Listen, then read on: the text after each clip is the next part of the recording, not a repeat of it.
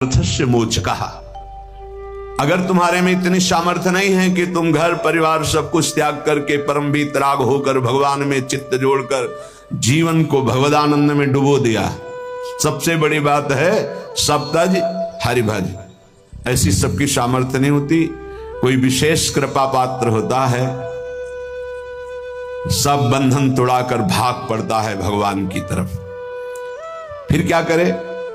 अगर वो वीतराग परमहंस नहीं बन सकता तो उसको भगवत प्राप्ति कैसे हो? तो बोले गृहम सर्वात्मना त्याज्यम तच्चेत युक्तम न शक्यते। यदि पूर्ण रूप से तुम त्यागी वैरागी बनकर भगवदानंद में नहीं डूब सकते हो तो कृष्णार्थम तत्प्रियुंजीत है। श्री कृष्ण का घर है, श्री कृष्ण का परिवार है, श्री कृष्ण के लिए हम व्यापार नौकरी किसानी करते हैं, जो मिलता है वो श्री कृष्ण की ही सेवा मानकर परिवार को पोषण करते हैं, समाज की सेवा करते हैं और श्री कृष्ण अर्पणम मस्तु। सारे कार्य श्री कृष्ण को, सारा वस्तु सब सामग्री श्री कृष्ण की, तो तुदीयम वस्तु गोविंदम तुभ्यमेव समर्पय, तो वही गति प्राप्त हो जाएगी जो एक वीतराग परमहंस सन्यासी को होती। पहला सिद्धांत है गृहम सर्वात्मना त्याज्यम। ये जीवन इसीलिए मिला भगवत प्राप्ति के लिए। पर तच्चेत युक्तम न शक्यते। यदि तुम्हारी ऐसी सामर्थ्य नहीं है तो तदर्पिता अखिलाचारिता तद्स्मरणेन परम व्याकुलते। सारे आचरण भगवान के लिए करो, परम पवित्र भगवान की आज्ञा का पालन करते हुए धर्मयुक्त आचरण करो। घर को भगवान का समझो, घर वालों को सबको भगवान का निज स्वरूप देखने की चेष्टा करो। समस्त संपत्ति आचरण व्यवहार सब कृष्णार्पणम कर दो। रात दिन भजन करते हुए अपने कर्तव्य का पालन करो, वही फल प्राप्त होगा। अगर श्री कृष्ण के प्रति ऐसा किया तो तुम्हारे समस्त अनर्थ और पापों का नाश हो जाएगा, तुम भगवत प्राप्त हो जाओगे। संगा सर्वात्मना त्याज्या साचेत युक्तम न शक्यते। वैसे सिद्धांत है किसी का संग मत करो, असंगोहम पुरुषा। किसी का संग, महाभागवतों के संग को मोक्ष का खुला हुआ द्वार बताया गया, ये किसी में नहीं है, ये महाभागवत जाने। यहां कह रहे संगा सर्वात्मना त्याज्य, ये शरणागति की बात हो रही। पहला है सर्वतज हरिभज। सामर्थ्य नहीं है तो समस्त आचरण घर परिवार भगवत अर्पित भाव से हर कर्म कृष्णार्पणम मस्तु, नाम जप, भगवत प्राप्त हो जाओगे। इसके लिए सावधानी है, संग का त्याग करो। कैसे संग का? बोले संगम त्यजित मिथुनावृत्ति नाम मोक्षो। जो मिथुन कहते हैं दो को, जो दो के संयोग से सुख प्राप्त होता है। एक आपकी रसेंद्रिय, एक वस्तु, इसके संयोग से प्राप्त तो सुख में जो मगन। शब्द और श्रवणेन्द्रिय संयोग के प्राप्त से, शरीर और जनेन्द्रिय संयोग के सुख, रूप और नेत्रेंद्रिय, ऐसे जितना ब्रह्मा के द्वारा रचा हुआ सुख है वो मिथुन सुख है। जो श्वास से मिलता है वो भगवदानंद है, जो पर से मिलता है वो मिथुन सुख है। जब हम भोगते तब सुख मिलता है, चाहे जिस इंद्रिय से हो। संगम त्यजेत मिथुन वृत्ति नाम मुमुक्षु। जो मुक्त होना चाहता है, भगवत प्राप्त करना चाहता है, वो शब्द स्पर्श रूप रस गंध का भोक्ता ना बन बैठे। कैसे फिर इससे निपटे? बोले भगवद अर्पित, भगवद अर्पित जीवन, भगवद अर्पित भोग, भगवद अर्पित विचार, मुक्त हो जाओगे। संगा सर्वात्मना त्याज्य, पूर्ण रूप से संग का त्याग कर दे। न विषय संग न विषयी पुरुष का संग, एकमात्र महाभागवतों का संग, भगवत प्रेमियों का संग फिर बड़ा दुर्लभ है। साचेत युक्तम न शक्यते। यदि तुम ऐसा नहीं कर सकते तो सासदभी सह कर्तव्य संता संगम्य भेषजम। फिर ऐसा करो, जो सतमार्ग में चलने वाले व्यक्ति हैं केवल उन्हीं का संग करो।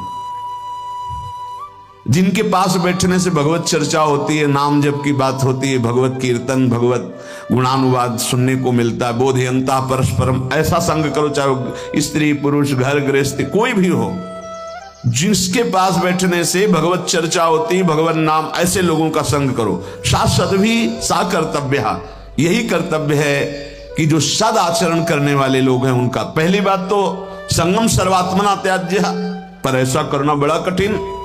साचेत युक्तम न शक्यते, ऐसा सब नहीं कर सकते तो बोले संग करो। फिर किसका? बोले सासद भी, जो सद्मार्ग में चलने वाले हैं, जो अपने कर्तव्य का पालन करने वाले हैं। संता संगस्य भेषजम, और कहीं संत समागम मिल जाए तब तो बहुत रोग से निवृत्ति होने की औषधि है संतजन।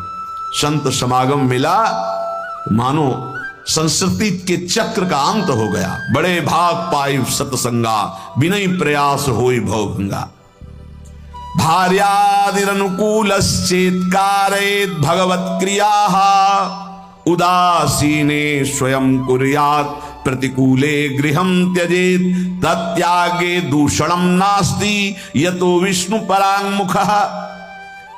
यदि आप गृहस्थी में फंस चुके हैं, अब आपको भगवत प्राप्ति कैसे हो, तो कह रहे हैं स्त्री आदि परिवार जो भी है सबको भगवत परायण होने की शिक्षा दी जाए। सब नाम जप करो।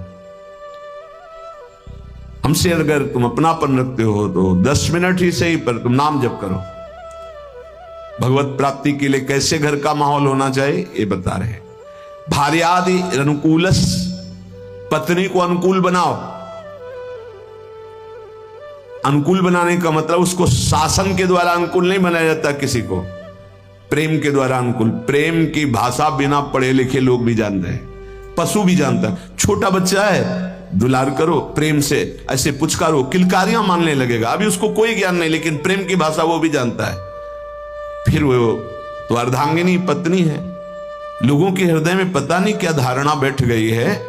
पुरुष रूप में हो गए तो अपने को पता नहीं ब्रह्म मानते क्या मानते हैं, कि लड़की वाला ब्याह करने आ रहा है, तुमको अपनी बेटी तुम्हारे घर में भेज रहा है, तुम्हारे जीवन भर के लिए तुम्हारा साथी चुन रहा है, तो लड़की वाले की तरफ ऐसी भावना की जाती मानो कोई पाप करके आया हो, कि आज मेरी पुत्री सुंदर है, पढ़े लिखे है, पर हमारे पास धन नहीं, तो जहां जाता हूं अपमान होता है। नहीं, इतने में तो नहीं होगा ब्याह। तुम्हारा केवल लड़का है इसलिए तुम इतने गर्व में हो। क्या है तुम्हारे लड़के में कौन सी खास सी बात है? केवल लिंग परिवर्तन है तो स्त्रीलिंग में, वो पुरुष लिंग में, वो उसकी संतान है, वो तुम्हारे सामने झुक के दे रहा है। जो भेंट दे दे अपनी पुत्री को भाव से, वो बात अलग। तो वो अपने को गर्व मानते कि लड़का हो गया तो इतना दहेज लेंगे, और पर्चा ऐसे बनाते जैसे दुकान वाला व्यापारी पर्चा बनाता है, इतना इतना इतना, अब ले लो। तो ऐसे दूल्हे का हाथ पकड़ करके लड़की वाले को घर ले जाना चाहिए, राधे श्याम, क्योंकि हमने पैसा दिया है। कैसा विचार समाज का है। तुम अपनी कमाई से सुखी नहीं होना चाहते हो, अपनी पुत्री दे रहा है, कुछ ना कुछ भाव से अपनी पुत्री को दे रहा है, तुम्हारा क्या भाव है? लड़के पक्ष वाले ऐसे गर्व में होते हैं मानो त्रिलोक विजयी हो गए हों, लड़का हो गया तो। इसीलिए हमारे समाज की धारणाएं पापों को बढ़ावा दे रहे हैं। पुत्री हुई तो उसको किस भाव से देखा जाता है, किस भाव से? अगर लड़की न हो तो पैदा कहां से हो? विचार कीजिए। तो तुम्हारी जो पत्नी बनी वो तुम्हारे समान है, 1 इंच भी तुमसे कम नहीं है किसी बात में। ईश्वर का तत्व जो तुम्हारे हृदय में, उसके हृदय में जो पांच भौतिक दे तुम्हारी, वो उसकी दे, वो अपने घर का त्याग करके तुम्हारे घर में आई है, तुम्हारी अर्धांगिनी बनी है। तो चाहिए कि तुम्हें प्यार के द्वारा अनुकूल, भार्यादि अनुकूलश्चेत् कारयेत् भगवत् क्रियाः। प्रेम में बड़ी सामर्थ्य है। किसका परिवर्तन प्रेम से नहीं हो सकता है? कभी समाज में अगर ये बात समझ में आ जाए कि ये दहेज लेना नरक जाने का कार्य है। बोले अमुक ने दहेज, उन्होंने मांगा नहीं था, स्वतः अपनी पुत्री के लिए दिया था।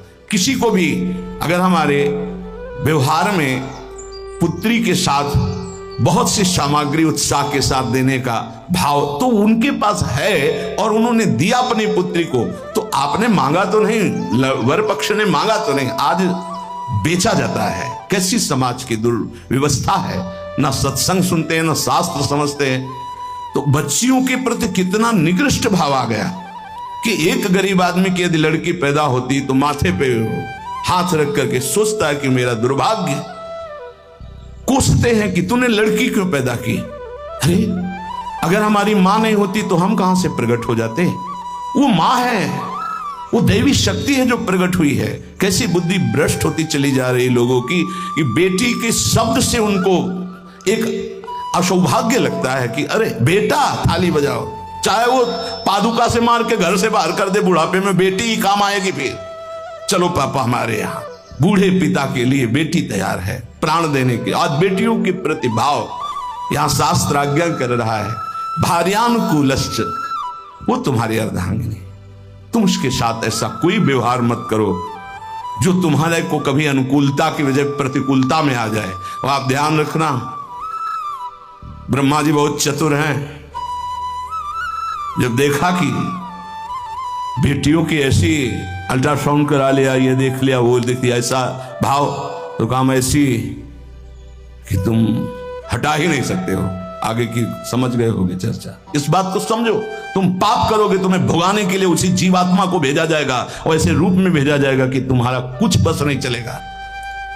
ये जो घर गृहस्थी में भ्रूण हत्या गर्भ हत्या में प्रार्थना करते हैं, आज वो समय नहीं कि बेटी हुई तो तुम्हें माथे पे हाथ रखना। आज राष्ट्रपति बनी बेटी भारत की। हम बार बार कहते हैं, अभी क्रिकेट मैच की पूरी बेटियां ही आई थी, बहादुर। एक सेना नायक आई थी, होश उड़ जाए उसकी दृष्टि मिलाने में। ये शेरनी भारत की दैवी शक्तियां है। कैसा विचार बन रहा है, पति अपने को भगवान समझता है, पत्नी को भगवत भाव में नहीं देखता है। कलह अशांति मची रहती है। अब अगर आप कह रहे हैं कि हमारी पत्नी ही ऐसी है, तो आज तुम बहुत सीधे साधे दिखाई दे रहे हो। तुम्हारे कर्म ऐसे थे कि उस देवी के रूप में आए, हर प्रतिकूलता तेरे सामने। आप अगर आप अनुकूल चलना नहीं सीखोगे तो भगवान का विधान ऐसा है कि तुम्हें हर कदम पर दुख प्रदान करेगा। समान भाव। इसलिए भगवान शिव ने दिखाया कि आधा शिव तो आधा शक्ति, यही स्वरूप, सब शिव स्वरूप है, सब भगवत स्वरूप है। यही होना चाहिए। अर्धांग पे विराजमान अंबा और इधर भगवान शिव, इधर अंबा का स्वरूप वही है, दूसरा कोई नहीं है। भगवान ही पत्नी के रूप में शास्त्र आज्ञा कर रहा है भगवत प्राप्ति के लिए। भार्यादिर अनुकूलश्च, पहले पत्नी को अनुकूल बनाओ, भगवान को अनुकूल बनाने के लिए परिवार में भगवत भाव पहले लाओ। कलह अशांति, ऐसे प्रेम में बहुत बड़ी ताकत है। इसीलिए हम कहते हैं आज हमारे जो भागवतिक प्रेम की तरफ चलने की बात जाने दो, सांसारिक प्रेम का नाश हो रहा है। ये जो चला है ना आजकल, बच्चा बच्ची का इधर उधर का भाव, ये सब ये प्रेम का, प्यार का नाश कर रहा है। जो समर्पण होना चाहिए वो बिल्कुल बहुत सावधान, दोनों पक्ष को सावधान होने की जरूरत है। भगवत प्राप्ति गृहस्थी में कैसे करनी है तो बता रहे हैं कि भार्यादि अनुकूलश्चेत कारेत भगवत क्रिया, दोनों मिलकर के भगवत क्रिया करो। पति पत्नी मिलकर धर्म अनुष्ठान करते हुए, घर गृहस्थी के कार्य भगवत समर्पित करते हुए, दोनों नाम जप करते हुए। देखो अभी ये जो आप गर्भ हत्या, भ्रूण हत्या, गर्भपात करते हैं, आपका नाश कर देगा। आपको पता नहीं, ऐसी जगह आपको पीटेगा कि आप न बता पाओगे न रो पाओगे। हमारी प्रार्थना मान लेना, ये जो गर्भस्थ शिशुओं के साथ अत्याचार होता है, इसका परिणाम बहुत बुरा होता है। महान तेजस्वी अश्वस्थामा ब्रह्म ऋषि गर्भस्थ शिशु परीक्षित पर प्रहार किया तो ब्रह्म तेजहीन करके मुंडन करवा कर आज भी वो त्राहिमाम बोलता हुआ जहां भी होगा अश्वस्थामा, आज भी वो परेशान घूम रहा, केवल गर्भस्थ शिशु परीक्षित पर ब्रह्म अस्त्र का प्रयोग करने के कारण। और आप तो प्रयोग के, आप तो मार देते हो, आप नष्ट कर देते हो। सत्संग में आए इसलिए सबसे प्रार्थना है, अगर गर्भ हत्या की है तो उसका प्रायश्चित कर लो, और भूल से भी आगे कभी ऐसा मत करना। संयम से रहो, ऐसा कोई कार्य मत करो जिसमें पापाचरण हो जाए और भगवत प्राप्ति के लिए तुम्हारा उत्साह ही कभी न बने, ऐसे पाप बन जाए। भार्यादि अनुकूलश्च, ये हम इसलिए कि कई घटनाएं देखे। हम निमुआ घाट कानपुर में गंगा के किनारे, प्राय जहां एकांतिक घाट होते थे तो वहां व्यवस्थाएं, जैसे जो है आश्रम है तो एक भिक्षा मिल गई, दूर कुटिया कई बनी हुई संतों की खाली है तो कुछ वर्ष वहां रह जाते थे। वहां रुके तो आसपास के बड़े जो वैष्णव प्रवृत्ति के थे, भक्त प्रवृत्ति के थे, वो प्राय संतों का संग करने आया करते थे। उसमें एक बहुत ही धनी मानी ब्राह्मण आते थे। एक दिन वो अपनी बेटी को लेके आए तो ऐसे जली हुई पूरी आधी थी, आधा बहुत सुंदर स्वरूप था, आधा सब जला हुआ। तो उसकी आकृति देखकर कहा ऐसा कैसे हो गया? तो उन्होंने कहा कि ये जितनी इधर सुंदर है ऐसे पूरी सुंदर थी। खूब हमारे पास धन था उस समय, बताया शायद है कि 30-35 वर्ष पहले ब्याह किया था, रुपया देके खूब। पर वो लोग ऐसे लालची निकले कि एक बार ब्याह के बाद जब दोबारा हमारी बेटी गई तो उन्होंने दहेज के लिए सूचना भेजी। उस समय मोबाइल तो था नहीं। फिर हम गए, जो कुछ बना फिर दिया, पर उन्होंने, उन राक्षसों ने बख्शा नहीं। हमारी बेटी को चारपाई में बांधा, मिट्टी का तेल छिड़का और आग लगा दी। अर्थ के लोभ से आग लगाई तो भगवान की ऐसी कृपा, जहां गांठ थी वहीं से आग प्रारंभ हुई, जो रस्सी की गांठ थी। अब जलने वाला चेष्टा फौरन खुल गई, तो जीना के पास ही चारपाई में जीना में चढ़ गई। चढ़ के बगल वाले घर में ऐसे छप्पर में कूद गई और नीचे गई तो वो उनके बड़े भाई का था। जिस भाई का लड़का ब्याह हुआ था उसके बड़े भाई, उनके पास राइफल था। उन्होंने जे ही देखा तो तत्काल कंबल से सुरक्षा की और राइफल निकाली। बाहर निकले और कहा, राक्षसों हम तुम्हें बताएंगे, और उसकी सुरक्षा करके पुलिस तक पहुंचाई। बोले तब ये जिंदा हमें वापस हुई। मुकदमा चल रहा है। अब वो ऐसे पूरी जली हुई, क्या उसका अभिशाप उनको सुखी कभी होने दे। आगे चलकर किस योनियों में जाएंगे क्या पता। ये भावनाएं हटा देनी चाहिए। तुम्हारी दासी है, ऐसी भावना नहीं रखें। हाँ, पत्नी को भाव रखना चाहिए कि मेरे प्राणनाथ भगवत स्वरूप है, मेरे पति हैं, तो ऐसी पत्नी के प्रति भी भाव रखा जाता है। ये मेरी अर्धांगिनी है, मेरी प्राण प्रिया, इसका सर्वस्व अधिकार है हमारी संपत्ति पर, हमारे ऊपर। हम अगर कोई भी कार्य करेंगे तो इससे सलाह लेकर करेंगे, दोनों मिल करके। भार्यादि अनुकूलश्चेत् कारयेत् भागवत क्रिया, दोनों मिलकर कोई धर्मानुष्ठान करें। अकेले का, गृहस्थी का विषय, अकेले तुम बोले हम जा रहे हैं मुक्ति, नहीं, पहले अनुमति लीजिए। यहां तक कि महापुरुषों ने सन्यास भी लिया है तो पहले मनाया है, अनुमति ली है। जब उन्होंने अनुमति दे दी तब आगे की क्रिया हुई। माता से अनुमति और पत्नी से अनुमति अत्यंत आवश्यक है। अगर मां विराजमान है तो उसका आदेश, और पत्नी विराजमान तो भले वृद्धा हो गई है पर उसका अधिकार। हमारे शास्त्र में लिखा है, यदि वो वानप्रस्थ में जाना जाता है तो ऐसे बात की करे पत्नी से कि यदि आप अपने पुत्रों के साथ रहकर जीवन व्यतीत करना चाहते तो मुझे आदेश करें, मैं तप के द्वारा अपने जीवन को भगवान में मिलाना चाहता हूं। और यदि आप हमारे साथ चलना चाहती तो आपका स्वागत है, हम दोनों बैरागी होकर चले। वो जैसा अनुमति दे ऐसा शास्त्र आज्ञा करता है। ऐसे नहीं मनमानी कि हम स्वतंत्र हैं किसी भी तरह। अगर कोई धर्मानुष्ठान करते हो, पत्नी आपकी है, वो आपका साथ ना दे, वो बात अलग है। अगर वो आपके अनुकूल चलती है और आपने कोई धर्मानुष्ठान किया, पत्नी को साथ नहीं ले गए, तो अपने आप उसका ट्रांसफर हो जाएगा उसके पास। पाणिक ग्रहण की कोई खिलवाड़ नहीं, धर्मानुष्ठान ट्रांसफर हो जाएगा। और पूर्ण धर्म का संकल्प तभी माना जाएगा जब वो भार्या तुम्हारे वामांग में विराजमान होगी। जब सियाजी भूमि में विलीन हो गई तो रघुनाथ जी जब यज्ञ किए तो स्वर्ण की सियाजी बनाकर वामांग में विराजमान की गई। और तुम्हारी अर्धांगिनी विराजमान हो, तुम धर्मानुष्ठान करने जा रहे हो, सफल हो जाओगे। भार्यादि अनुकूलश्चेत् कारयेत् भगवत क्रियाः। गृहस्थी में हो तो तुम्हें पहले अपने परिवार को अनुकूल बनाना होगा, पत्नी को, माता पिता को, परिवार को भगवत स्वरूप मानते हुए अनुकूल उसको बनाओ, धर्म के द्वारा, भागवत भाव के द्वारा। उदासीने स्वयं कुर्यात् प्रतिकूले गृहं त्यजेत्। यहां कह रहे हैं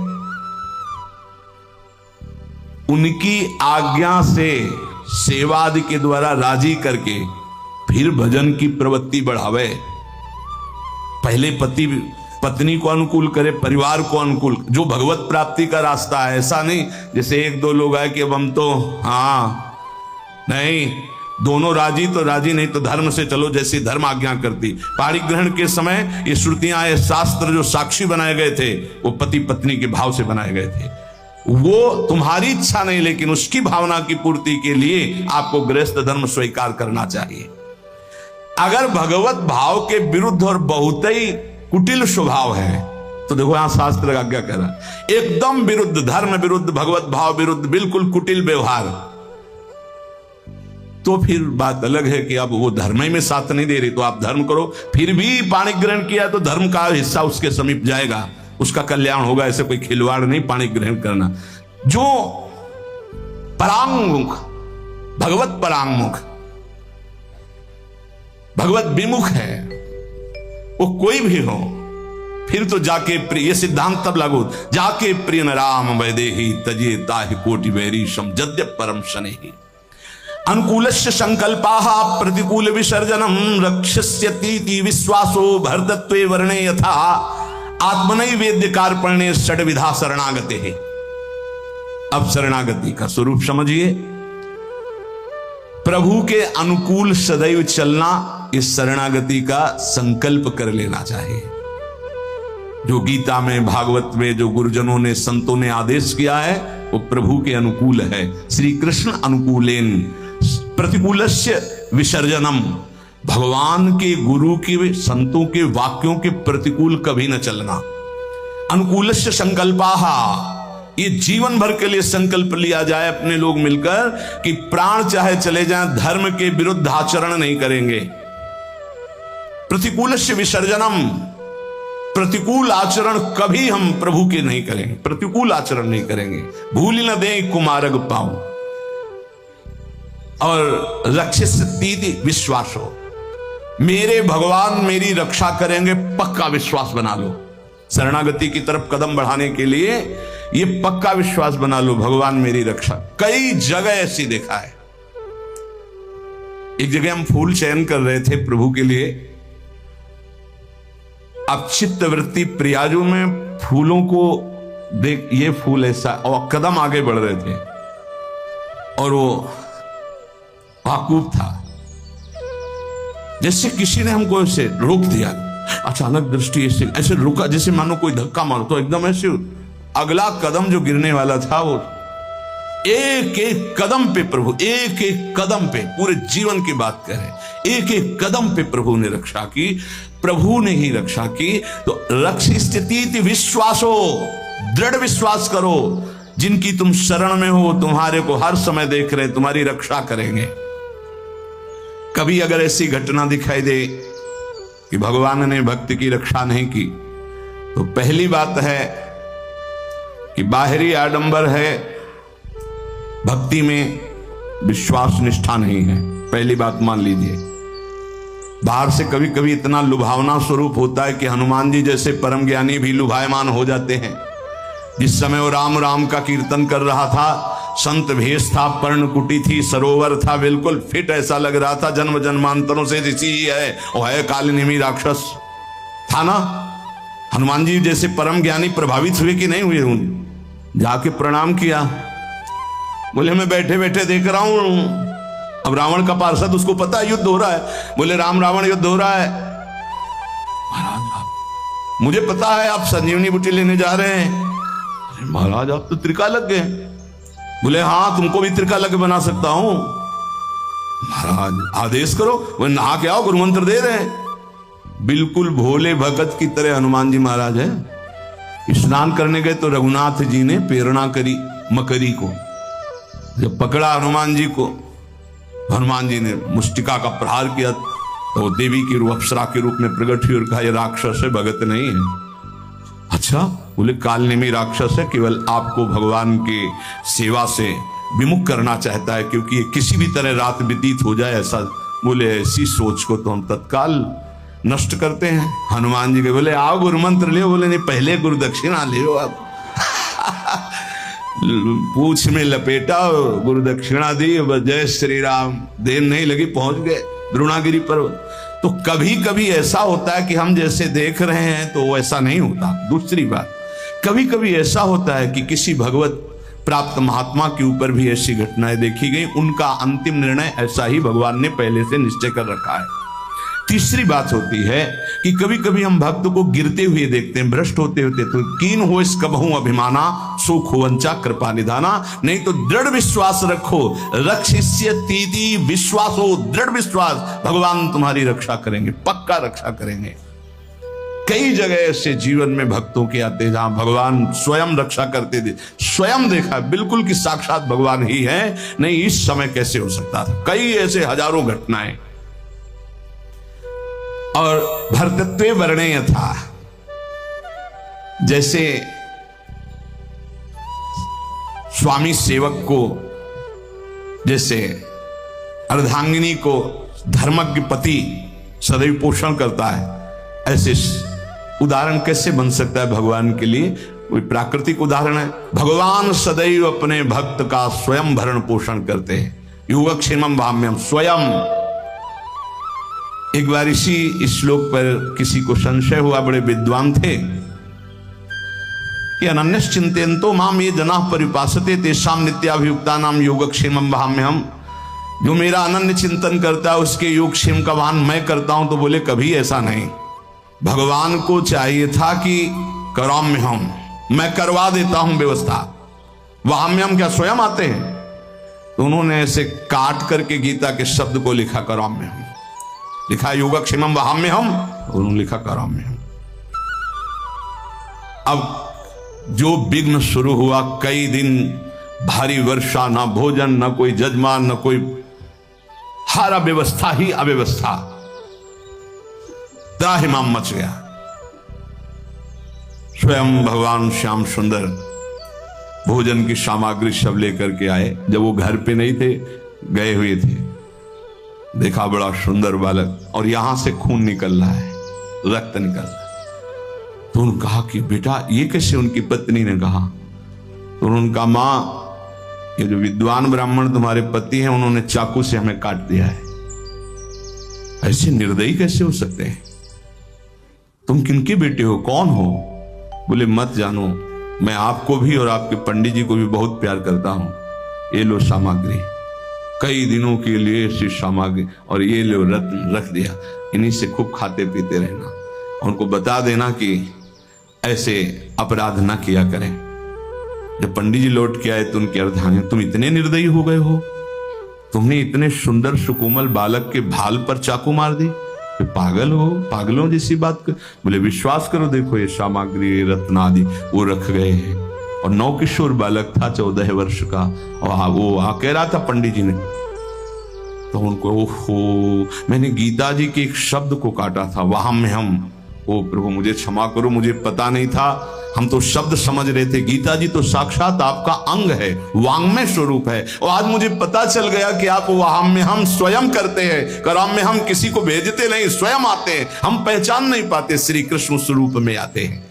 तो विश्वासो भरतत्वे वर्णय यथा, भगवान तुम्हारे जीवन भर और जीवन के बाद का भी ठेका लेते हैं यदि तुम शरणागत हो। आत्मनि वेद्य कार्पण्य, आप अपने आप को समर्पित कर दो भगवान की शरण में और दीन हो जाओ, दैन्य भाव, दीन हो जाओ। दीन का मतलब वास्तविकता से देखो, हम कुछ नहीं कर सकते। हमारे भगवान हमको मनुष्य दे दिया, हमको सत्संग दिया, हमको नाम जपने की प्रेरणा दी, हमको नाम मिला, नाम की सामर्थ्य जागृत हुई, भगवत प्राप्ति हुई। सब में केवल भगवान की विशेष कृपा ही कृपा। सर्वसंग परित्याग, असमर्थ हैं तो साधु संग तुम्हें समर्थ बना देगा। भगवत सेवा के अनुकूल भाव पदार्थ ग्रहण करो, प्रतिकूल पदार्थों का, भावों का, व्यक्तियों का त्याग करो। परिवार को अनुकूल बनाने की चेष्टा करो, पत्नी पुत्र आदि से वैर विग्रह झगड़ा आदि मत करो। भाग करके कहीं जाने की जरूरत नहीं कि हम परिवार त्याग दिए। पहली बात, वहीं रहकर भजन। यदि वहां सब प्रतिकूल व्यवहार है और भगवत विमुख जन है, फिर आपके लिए छूट है। क्या? आप अपने भगवत भाव को पुष्ट कर सकते हो। 5वां, दृढ़ विश्वास प्रभु में, आत्मनिवेदन और दैन्यता, ये महान सद्गुण शरणागति के अंतर्गत